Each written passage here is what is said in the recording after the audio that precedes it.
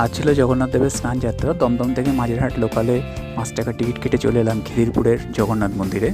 Khidirpur station থেকে minute 5 হাঁটা মন্দিরে প্রবেশ করলাম। বেশ সুন্দর সাজানো গোছানো অসাধারণ একটি মন্দির তৈরি করা হয়েছে। আমি প্রথমবার এলাম যদিও। আজ সকালে আসতে পারিনি, এসেছি বিকেলের দিকে, তাই সকালের দিকে কীরকম অনুষ্ঠান হয় সেটা আমি বলতে পারবো না।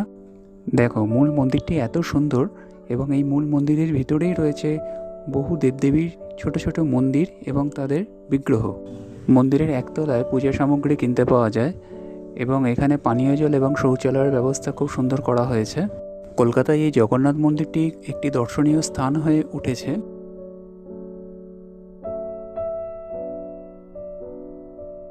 অনেকেই হয়তো জানতেন না, যারা জানলেন তারা চলে আসুন, দর্শন করে যান। আর আমার ভিডিওটি ভালো লাগলে চ্যানেলটি সাবস্ক্রাইব করে দিন আর ভিডিওটি শেয়ার করে দিন, একটা লাইক করে দিন।